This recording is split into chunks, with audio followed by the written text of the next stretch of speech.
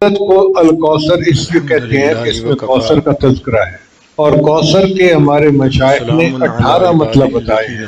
یہ بڑی غور طلب بات ہے۔ سبب نزول یہ ہے کہ جب خدیجہ الکبریٰ رضی اللہ تعالیٰ عنہ کے دو بیٹے حضرت قاسم اور حضرت عبداللہ چھوٹی عمر میں وفات پا گئے تو کفار نے کہنا شروع کر دیا کہ کوئی ڈر نہیں، اس بندے کی تو اولاد آگے چل نہیں رہی، اس لیے اب اس کا پیغام آگے نہیں چلے گا۔ اس بچے کے پیچھے بٹھایا مجھے۔ تو ایک کافر تھا عاص بن وائل، اس نے نبی علیہ السلام کے بارے میں کہا مکہ والوں کو کہ کیوں ڈرتے ہو، کیوں گھبراتے ہو، یہ تو ابتر ہے۔ ابتر کہتے ہیں مقتول نسل، جس کی نسل کٹ جائے، تو بیٹے تو اس کے ہیں نہیں، جب یہ فوت ہو گیا تو اس کا پیغام ختم ہو جائے گا۔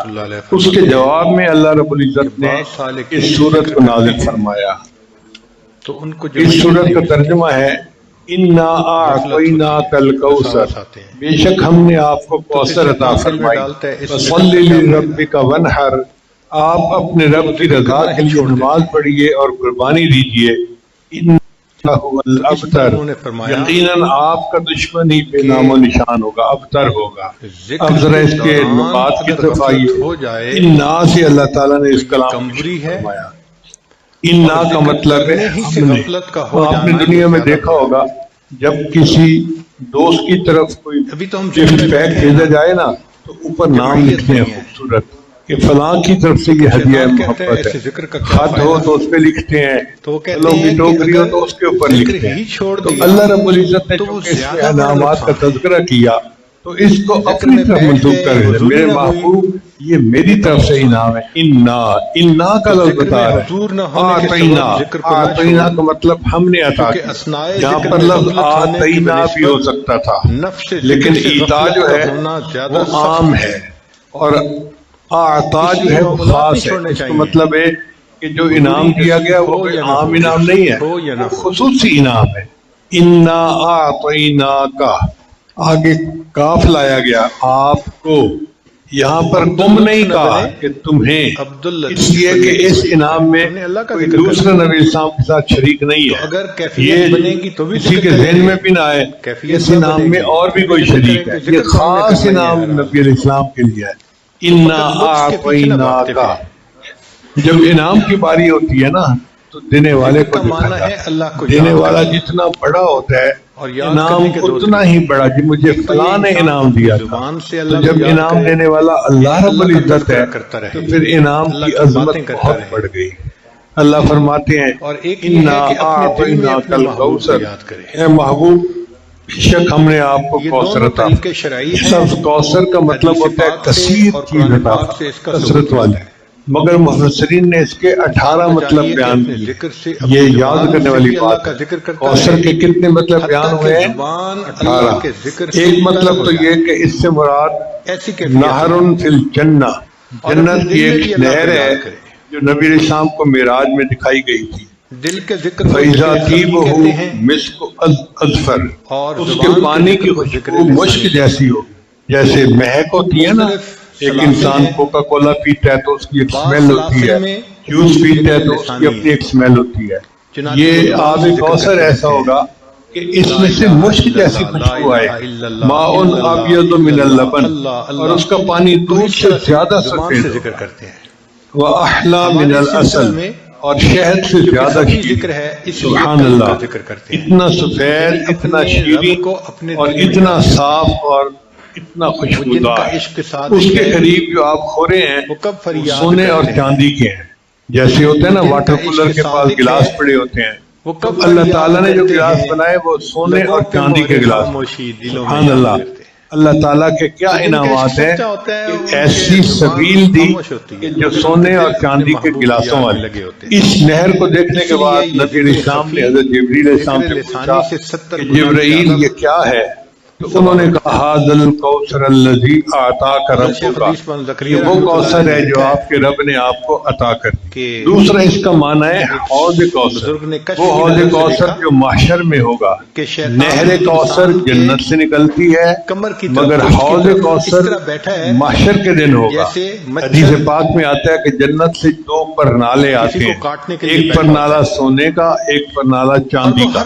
جیسے دو پائپ لائن آ رہی ہوتی ہے نا تو پانی کولر میں جا رہا ہوتا ہے۔ جنت کے جو حوض ہوگا اس کی دو پائپ لائن ہی ہوگی، ایک سونے کی ہوگی، ایک چاندی کی ہوگی۔ اس پر نبی اسلام نے فرمایا کہ میری امت کے ساتھ قیامت کے دن ملاقات ہو جاتے ہیں۔ نبی اسلام نے فرمایا ان موعدکم الحوض، میرے وعدے کی جگہ حوض ہے، وانی لانظر الیہ، اور میں اس کے اس طرح دیکھ رہا ہوں، وانا فی مقامی ھذا، کہ جیسے میں آنکھوں سے قریب کھڑا دیکھ رہا ہوں۔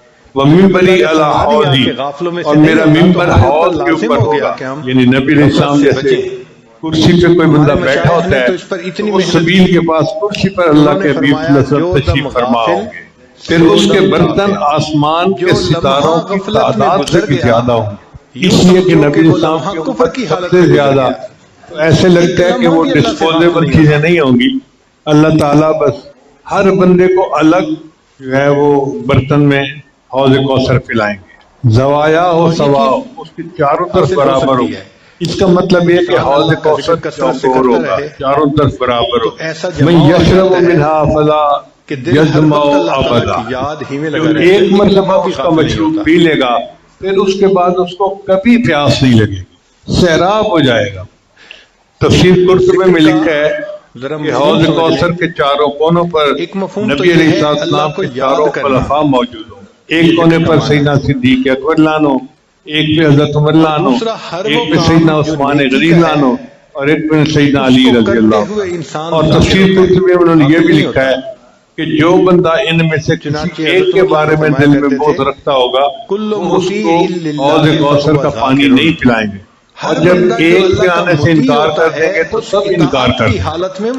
اب کتنے خوش نصیب ہوں گے جن کو حضرت علی لانو پلائیں، جن کو حضرت عثمان غنی لانو پلائیں، جن کو حضرت عمر لانو پلائیں، جن کو صدیق اکبر لانو خود پلائیں۔